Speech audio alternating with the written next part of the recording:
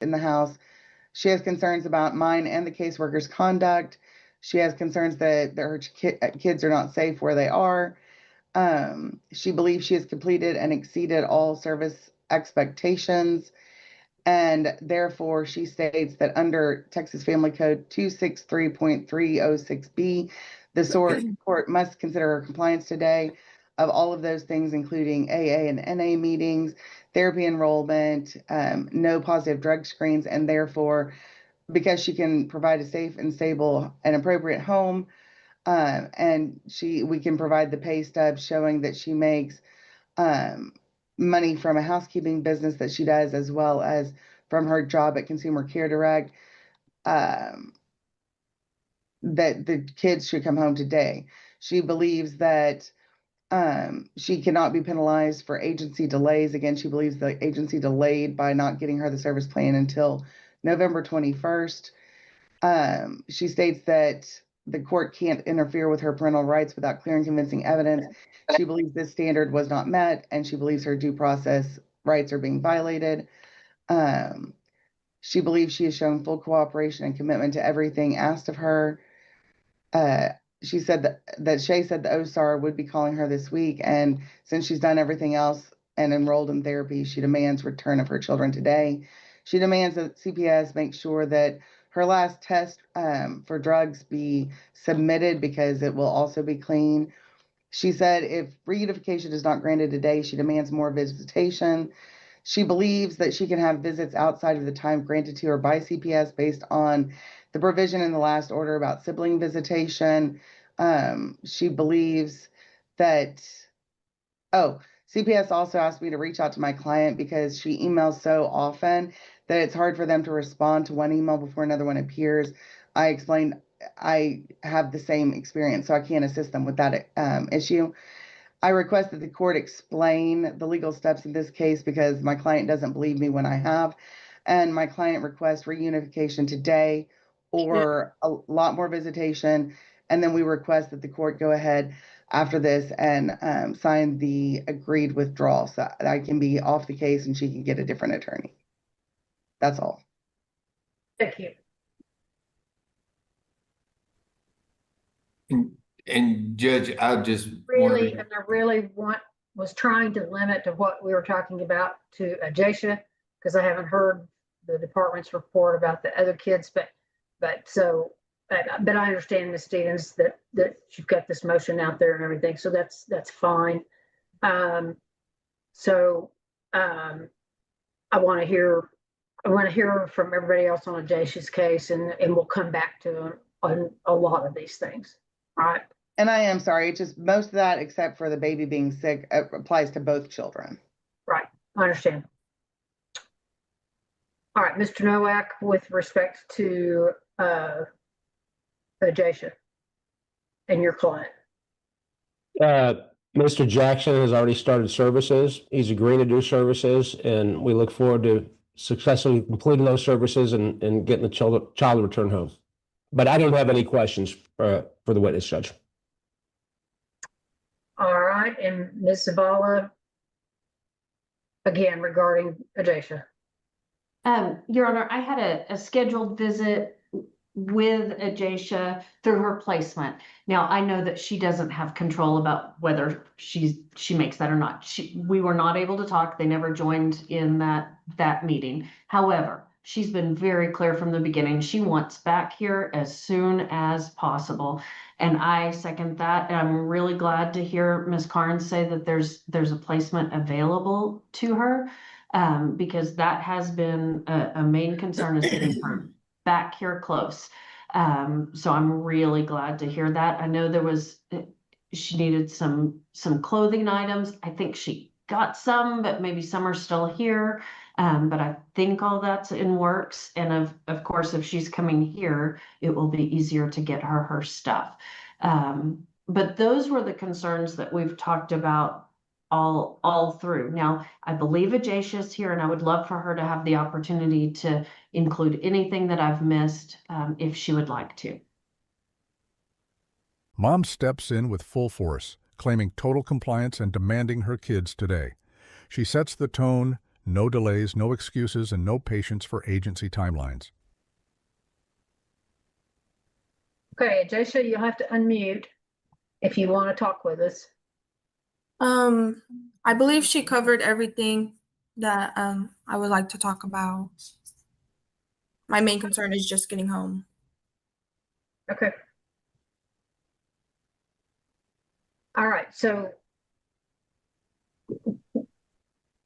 when we're talking about moving her, where are we moving her to? To a foster home? Yes, Your Honor. It's here in Amarillo. Okay, so we are not able to place her in Dad's home. No, not at this time. He had tested positive for Let's just jump over to the Green case, Ms. Cairns, if you want to give us an update on that. Yes, Waylon has moved back home. I don't have the date right in front of me. I apologize. But he's moved back home with his father. He was sick the day after Thanksgiving. He was taken to the ER for a high temperature and they found out he had an ear infection. They gave him antibiotics and he's feeling better now. Everything's going well. I mean, he's having visits with his mom, going great. I mean, the other stuff was the same as this one for the, Tim did complete his parenting and he's doing the counseling. And Okay, and has he signed his service plan? Yes, Your Honor. Right. And Your Honor, on another note on that case, Mr. Green did self-pay and go to, I believe it was Prime, did a paternity test. Paternity test came back, did not exclude him. So we had asked that he be adjudicated per that paternity test. It has been filed with the court. Ms. Lucero and I emailed back and forth on that with parties.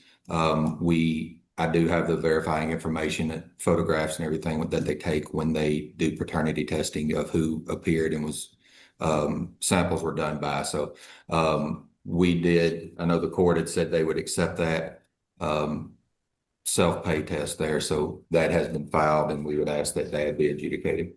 That is, and I believe that's also why Mr. LaRose probably not here. We'll kick him out, Your Honor. Okay. Dismiss him.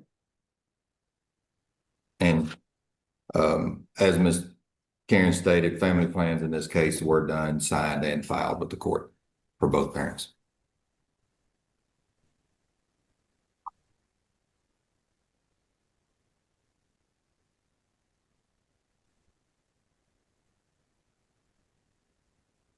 Okay.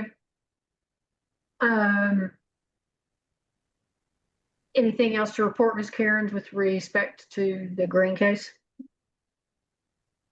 No, I know there was a question about the visits outside of the St. Francis visits per the last order. Tim has stated to me that for all parties involved, he would rather not supervise them. So I don't know if we need to set up more time with our office for her to have those visits. I was kind of confused by the order. I apologize. From the adversary. Okay. And Ms. Karen, when you say the visits outside of St. Francis, what do you mean? Since Waylon was placed back home with his father, Okay, sorry. I think I know what you're asking, and let me just try to address it. My order was that mom would have supervised visits with the children for 2 hours a week, supervised by St. Francis. And what I was saying was that either St. Francis or the fathers could arrange separate visits for the children only. So that, in other words, children are going to visit with mom at her supervised visits. Kids could visit together if fathers could arrange it and get that together. Okay, but my intent was mom would not participate in those. That was just, so does that answer the question? Yes, it does. Thank you. And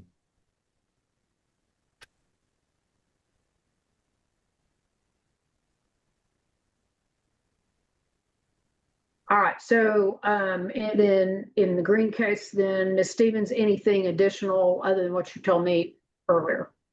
No, Your Honor, I just asked you to remember what I said earlier. I remember.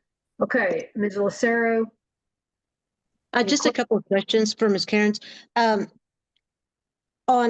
you, since Waylon was placed back with Mr. Green, have you had an opportunity to visit him and Mr. Green in the home? I have, yes. Okay. Have you been at the home more than once since he's been placed, or just once? I was there when he was placed, and then I came either the day after or 2 days after, just to check out the home, and then to collect Ajacia's clothing that Tim had packed up for her. Okay. And let me ask you this. You heard Ms. Stevens stated that Ms. Collins is concerned about mice and chicken mites, anything like that. When you did you walk through the home while you were there? I did, yes. Okay. Were there any concerns, any safety concerns or health concerns that you observed there at Mr. Green's home? No, I didn't observe anything. I know Okay. the chickens were outside. I mean, Yeah. you know, they live almost out in the country. So we're going to Okay. have like, normal country animals, but nothing inside that I saw. Okay. And he does have 2 rooms blocked off that were used by Roxana and Ajacia until he can address, getting all of that stuff where it belongs. But it is blocked off from Waylon. Okay. And as far as Waylon having to go to the ER, you stated it was for an ear infection. Yes, Okay, and that's pretty typical for kids. it is. Okay, and but Mr. Green took the appropriate steps to make sure that Waylon got the health care that he needed. Is that right? Yes, ma'am. Okay, I'll pass the witness. Ms. Zavala, anything in the Green case? I was able to visit with Waylon in person. I think it was the day before he was placed with Dad. So it was a visit at the aunt and uncle's house. He looked really good. I had no concerns about that. I had some discussion with Mr. Green. But I have not been out to his home yet to meet with Waylon there. All right. Okay, then let's skip to the Harris Jackson case. Ms. Elliott, if you want to give, raise your right hand for me, first of all. You solemnly swear or affirm you'll tell the truth today? Yes, ma'am. All right, then if you want to give me an update on Malachi, parental progress in your case. Okay, Malachi, excuse me, he's adjusted really well in his placement. They're very bonded. He is caught up in school. He's making A's and B's. He was proud to show me his certificate he got in math. That is his favorite subject. He's doing really well. He did have a 3.5-hour unsupervised visit with Jason on November 15th. And from what I've heard, they had a really good time. They went to the park and ate lunch. Jason's drug screens did come back positive, so we've moved the visits to virtual. They had their first virtual visit yesterday for an hour, and they were real interactive during the whole hour. They talked a lot. As for Davina, she has caught the chain, and I'm unaware of where she's going to be transferred to. I found that out this morning. That's about all the updates I have, ma'am. Ms. Elliott, parents signed service plans and those have been filed. Yes, sir. Okay. And Judge, those were signed on the 21st of November and filed on the 21st of November. Mom's battle shifts from CPS to her own attorney, opening a full confrontation in open court. Her nonstop messages finally hit a breaking point, and the judge draws hard limits. All right. Ms. Archer, any questions or anything to tell the court today? Miss Elliott, if you find out where Davina's placed before I do, will you let me know? Yes, ma'am. Okay. I went on the TDCJ website, excuse me, to search, and she's not in their system yet. So I will find out and I'll let you know. Same. I had the same experience. So, and also before she was transported, did she express to you that she was happy with the service plan? Yes, ma'am, and she is willing to work services when she is released, and she wants to be in Malachi's life. Thank you so much, Miss Elliott. I'll pass You're it. welcome. All right, Mr. Novak, anything with respect to Malachi's case? No, I'd just like to thank Heidi for working with Jason and for me. And we look forward to completing this case successfully. Thank you so much. And You're All right, welcome. Mr. Jackson, you had a question or something? Yeah, I just wanted to say, I know you guys have Roxana down that she has no parental rights or visitation for Malachi, but she's been in Malachi's life more than his own mother, his biological mother, and he in fact calls Roxana his mom and calls his biological mom Bivina. And I don't think that there's just cause to exclude her from his life in some kind of form. I don't think it's good. It's healthy for him. I don't think it's healthy for her. That even if it's a virtual visit or some kind of visitation, I think that she should have some kind of interaction and contact with him, because she's been there throughout his whole life, and just to cut her out of his life all completely like this, I don't think that's a good thing for him mentally, or for either of them. But I think she's a big influence in his life, and like I said, he does call her by mom, and for her to just be cut out of his life, I don't think that that's going to be beneficial to him in the long run. And she's been doing her services for her kid, for my daughter, and she's been the biggest part in a parent in his life. So I mean, for her not to have no visitation or no kind of contact with him, I just don't see that that's being beneficial to him. And I understand. I got you. I hear you.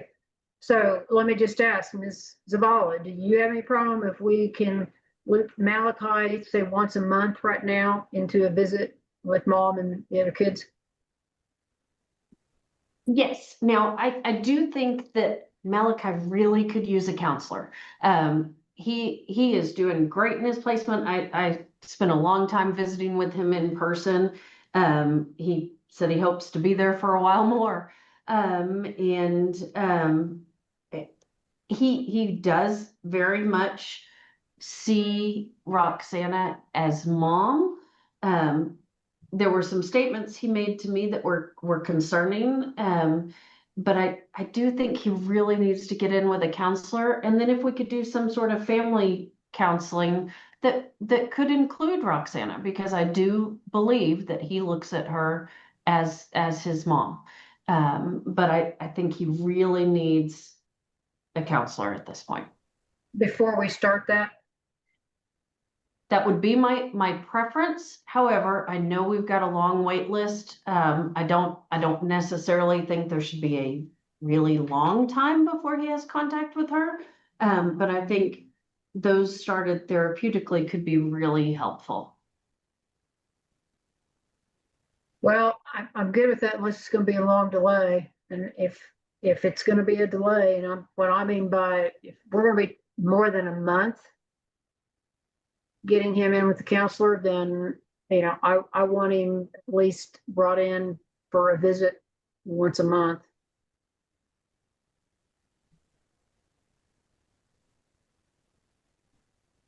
Okay, everybody clear about that? Ms. Elliott, you understand what Judge is saying?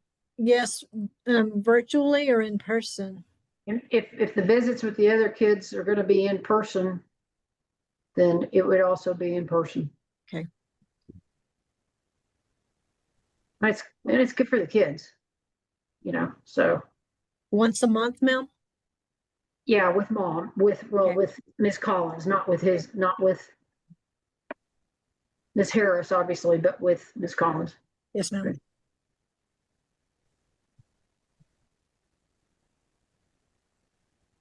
thank you, Judge. Okay, right, I want to address then Ms. Collins' request for Ms. Stevens to withdraw as her attorney of record. Okay, Ms. Collins, you understand that Ms. Stevens is court-appointed attorney. You're gonna need to unmute. Sorry, yes, ma'am, I do. I just. Okay, whoa. I'm gonna ask you a few questions and you're gonna answer those questions and that's all you're gonna answer for right now. Right?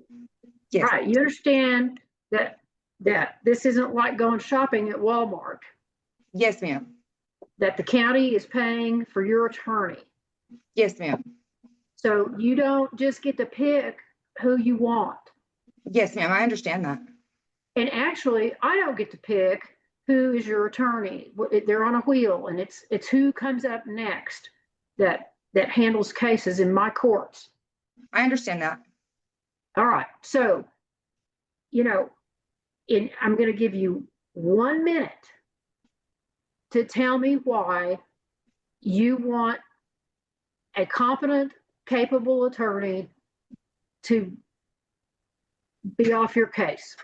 And you want just whoever is going to come up next, because that's what it's going to be. I just feel like her closing argument saying I don't understand the word neglect is untrue. I understand neglect. I'm educated. I've emailed her several times and asked her to reach out to me. She never emailed me back unless it's something negative or to be rude. Jason's lawyer calls me to make sure, because he doesn't have a phone, to get a hold of him, and I can't even get my lawyer to contact me about questions or anything. And I just feel like I have a better chance at, even if it's just me, myself doing it, I have a better chance at representing myself. Just like what she said just a second ago, I didn't demand, I asked her to request. I never said, in the email I said, can you request this? Can you request this? I never said the word demand. And I feel like she makes me look like I am doing something in a negative way or a demanding way when I'm not proceeding that way, and I'm not trying to put myself off in that manner. Okay, that was your minute. Why are you bombarding the department folks with over 20 emails a day? That was one time. That was because my son was sick and nobody informed me. I tried to get on the online medical record to see, and I couldn't get on there. She didn't inform me that my son had been placed back with the father for almost 4 to 5 days. And I ask her daily, and I even asked on my visits with Waylon, I asked the lady, when do I get my 2-hour visits? When have they placed my baby with the father yet? Have you asked about Malachi? And they don't respond to me. So I feel like if I don't know if they're getting my messages, if I don't get an answer back. And okay, so hang on, Ms. Collins. Let's just take this morning as an example. Okay. A lot of these people, they've been in court with me all morning long. Now, yes, when is it that this morning that some of these folks would have had time to check their email? I haven't looked at my email this morning because I've been in court steadily since 9 o'clock. I haven't even taken a restroom break. And that's what a lot of these folks experience day in and day out. And you just can't, it is not realistic to expect that these people are always going to respond to you exactly when you want them to. Yes, ma'am, I understand that. Oh, hang on. The court reporter cannot take us both. I've given you that information before. Do not interrupt me. It is unreasonable for you to send multiple emails every day to your lawyer or to the department people, okay? They are busy, and sadly, they are overworked individuals and underpaid for what they do. And so, you've got to be reasonable. Send them an email. Give them a minimum of a day to respond to you. If there's some emergency with the child, they are bound to let you know, and they will let you know. An ear infection is not what I would say is a medical emergency. It's a very common thing with young children. It's not a crisis. And if he went to an ER, it may have been because there was no primary care doc or something that he could go to at the moment. Or maybe it was after hours. I don't know. But it isn't an emergency. So I don't care if it's Ms. Stevens or if I entertain this idea of substituting you another attorney. You can't bombard these people with 20 plus emails a day, 1 email a day. Do you understand that? Yes, ma'am. I just sometimes I forget. I don't know how to add them in. Okay. Nope. Yes, ma'am answers the question. Yes, ma'am. 1 email a day, absent an absolute emergency. Okay. So get your thoughts together before you send that email and make sure that you've included everything you want to say. Yes, Because ma'am. I'm not going to have these people have to try to respond to an abusive amount of communication. Yes, ma'am. They have other families to serve, other children to serve. Now, you know, is that what you're telling me? You really don't want Miss Stevens as your attorney? Yes, ma'am. All right. You understand, if I do this, one other person, and that's it. The judge grants the attorney's exit and reinforces strict communication boundaries. Control returns to the bench, reminding everyone who sets the pace and tone in this case. You don't get to lawyer shop your way through this case. Yes, ma'am. I understand that. That is fine. I was fine with my first lawyer, so that's fine. Yep, that's all I need to know. You understand that. One substitution, and that's all you're going to get. And if you don't like that, if you don't like that person, or you don't like the advice that they're giving you, you're stuck with them. Yes, you ma'am. understand that? Yes, ma'am. All right. And there are reasons for that, Ms. Collins. And it's because it is not in your best interest to continue to switch lawyers. I didn't switch lawyers the first time. I don't know what happened. I was told she no longer does CPS cases. Well, I'm saying there's a reason why I'm not going to continue to substitute attorneys throughout this case, because you don't get along with them, or you don't like what they're telling you, or they haven't answered your 25 emails that you sent that day. So yes, ma'am. I want to make sure, because we're early enough in this case, that I want to crystal clear. Yes, ma'am. I understand. All right. Thank you. Ms. Stevens, I will sign the order permitting you to withdraw from the case.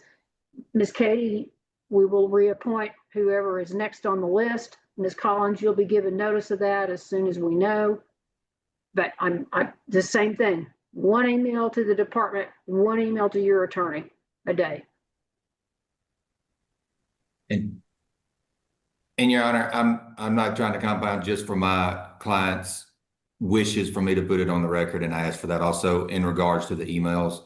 The information I received yesterday from the director over at St. Francis, she added it up. She had received 77 emails in 10 days from Ms. Collins.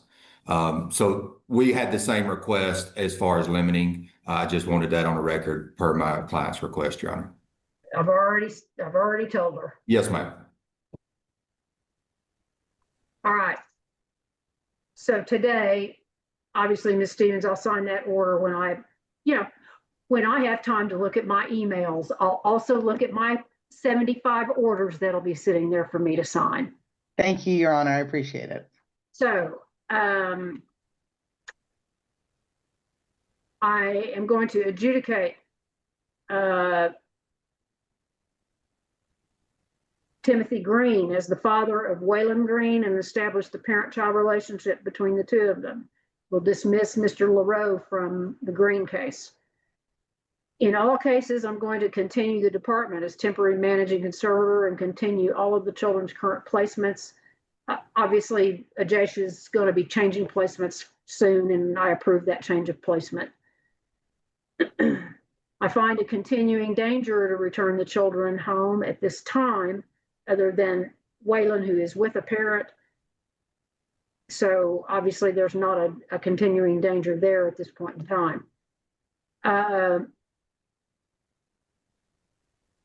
I do find that parents are in compliance with the service plans already, which is a really great thing. Happy to hear it. So I hope we continue to work and show stability and that, you guys can co-parent and provide for your kids. That's the goal. I'm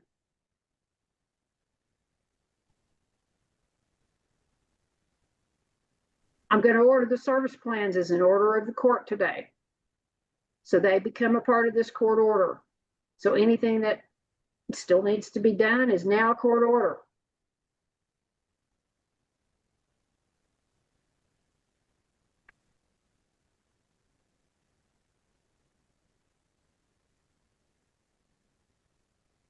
All right.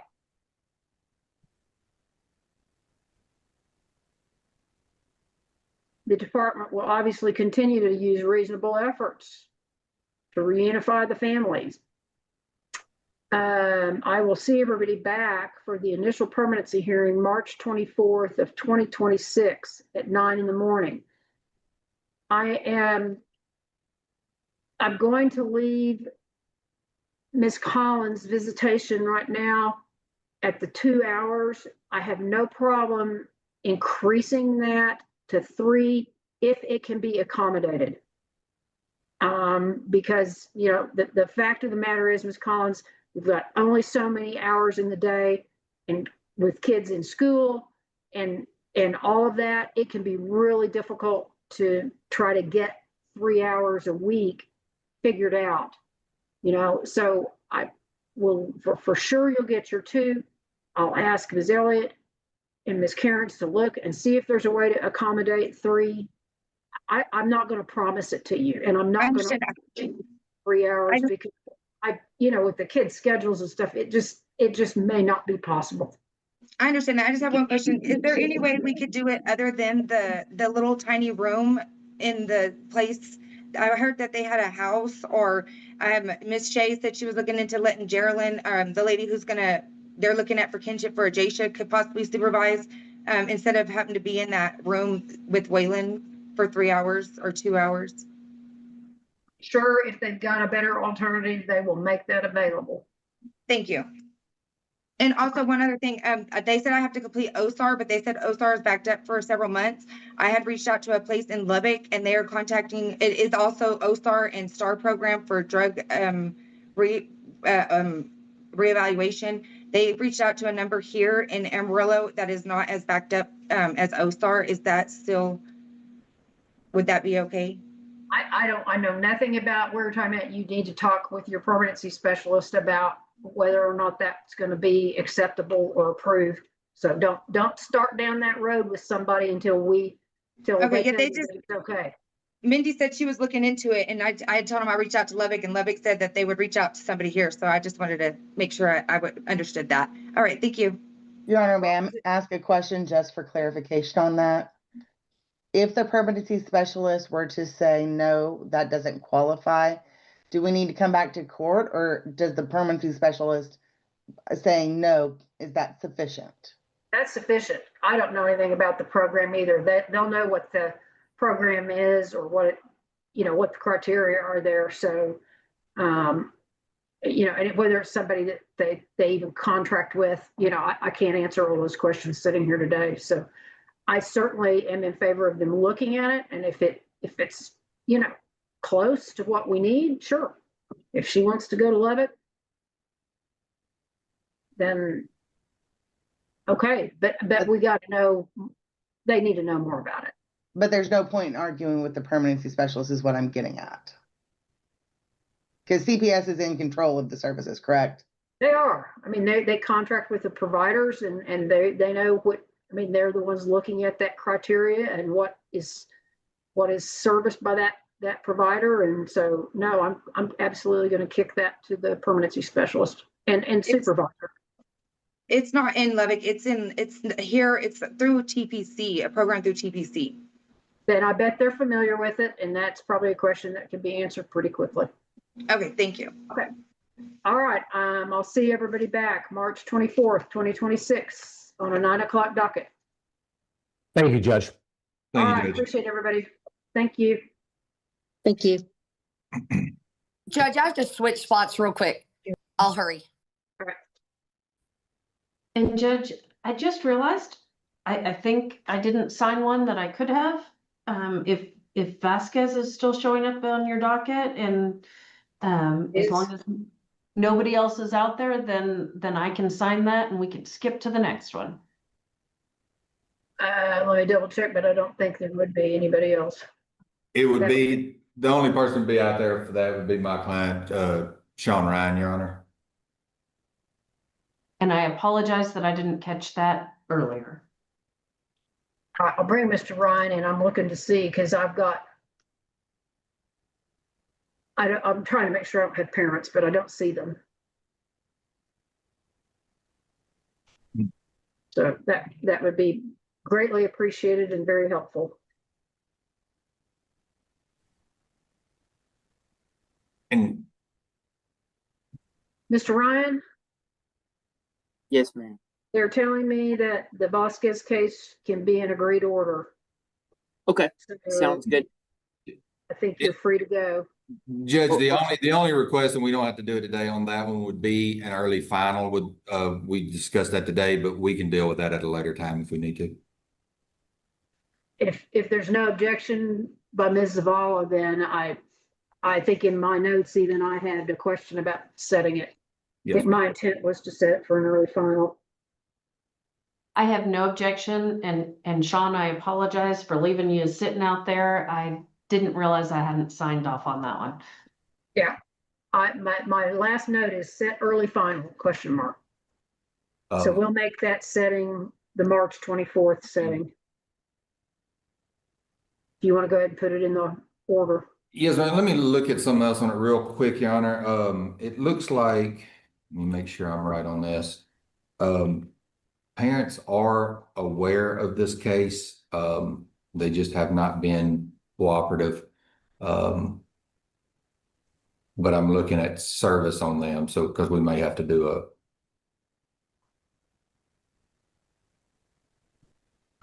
alternative service on this one. Okay.